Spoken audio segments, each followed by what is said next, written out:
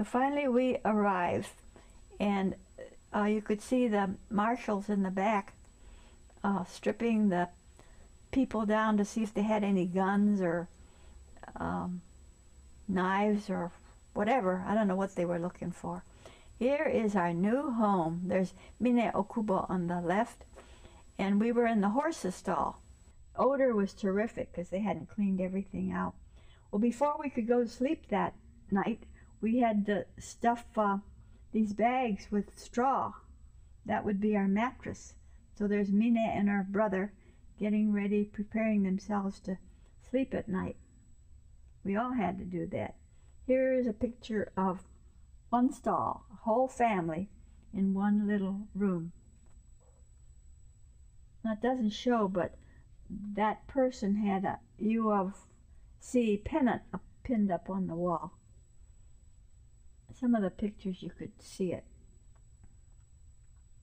To hurry to get us in camp that there's a sewer line running in front of the little stalls, and so in order to get from the road to our place, they had to find some planks so we could walk over the sewer lines to get into our new abode.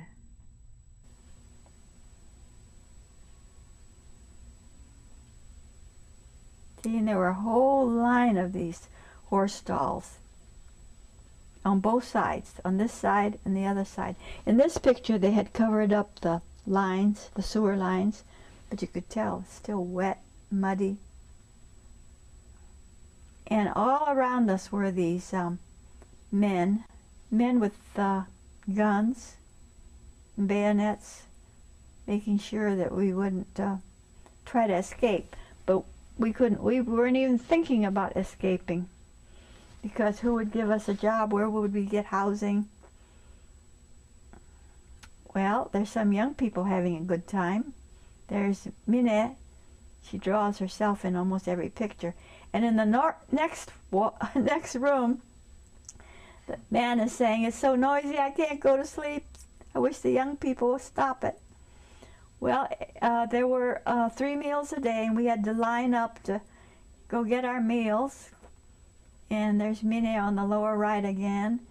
And young people had a good time talking to each other. It was hard for the older people.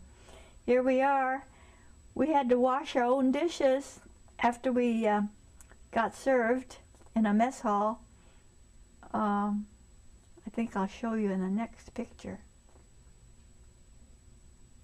Nope, not there. Then the latrines are on the outside, and the showers were in the other. Yeah, there's political activity going on. And at first, there weren't even dividers between the toilets.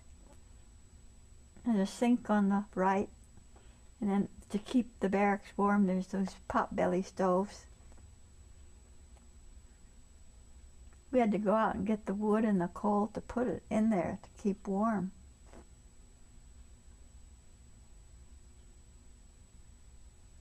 We asked for dividers between the stalls there, see, so they did, but no doors. And the Japanese were so polite, the older women would say, "Excuse me," as if you were sitting on one of the stools. They'd say, "Excuse me," as they passed by and bowed. Well, I had trouble.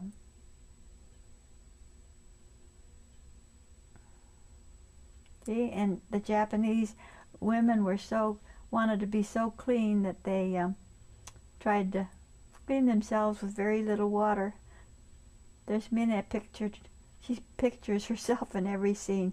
And they made these wooden clogs because it was very muddy out there, and you couldn't go in shoes. There's a man going with his toothbrush, and some woman back there coming back with a couple of buckets of water. Yeah, you had to go to the washroom.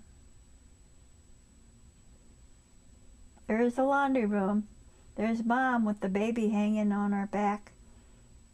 Father washing a child. They were in such a hurry to get us into the permanent quarters, that the barracks weren't ready for us yet. My father was one of the men who decided to help. See, here is a whole family working on it. And then they wanted to insulate it, so insulate the barracks. So they were putting them up on the ceiling and the wall. These were in 1 mile square, 10,000 citizens. 1 mile one way and 1 mile the other. Way out in the middle of nowhere. Aha, we have those in that camp too. But if you're in the middle of the desert, who's thinking about escaping? Escaping to what? The nearest town was a little old town. Very few citizens, and you couldn't get a job, you couldn't do anything.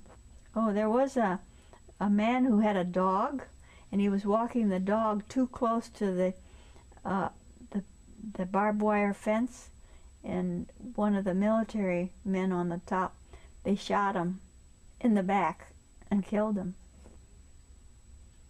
How could he think that a man with a dog would escape? Tar paper, black tar paper covered shacks, and mountains in the background, and at least the sky was beautiful with the clouds and the sun. Here is a picture of our new quarters. There were 2 windows.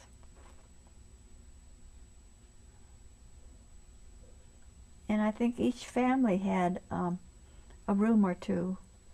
And since we couldn't have cameras and we didn't have any pictures, I drew that picture of what the barracks looked like. We had 1 room on the end.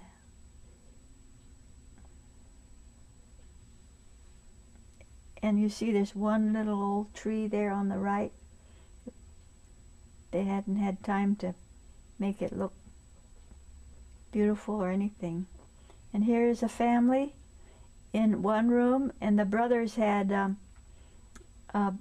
cots, and then they put up those blankets for their sister, who had a semi-private quarters. That woman tried to make the room look better, and she put up those drapes. We had to make our own tables, and then from a Montgomery Ward catalog you get folding chairs. See, they didn't give us anything. There's Minette, and we got rid of our clothes, our civilized clothes, and got into jeans and boots. We had to go outside to get the firewood and the coal to keep warm. Then there was what you call a post office where you went and got your mail. And our friends from the outside would write to us. And I remember a high school teacher would send little packages of care packages with food. And what was her name? Elizabeth S. Kelsey. She wrote and said, "You can stay in my house when you come back." And we got these from the Montgomery Ward catalogs, these jackets and the socks and the shoes. We're all dressed alike. How did you pay for those? We got $3 a month for clothing. Okay.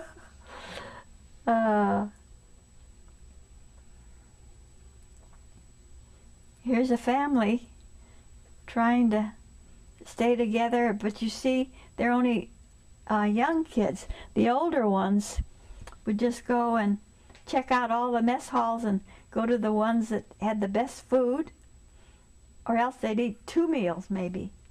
So you don't see any school-age children in that picture. They were gone, and the father wasn't the head of the family, and the mother didn't have much control. They are tar-papered barracks, but the Japanese people really liked, you can't tell, but those are flowers, and they grew flowers, and some people had vegetables too. You could see some vines growing up. Then some of the farmers said they wanted some better food, so they wanted to see if they could go to the outskirts and have vegetable gardens. So my friend and I decided we would be part of the movement, and so we decided to go out with them. And when they found out that I was chopping down the vegetables and leaving rows of weeds, they told us to go back home. Don't bother coming out to the farm. You're not helping us at all. But we were just city folk. But those are the country ones.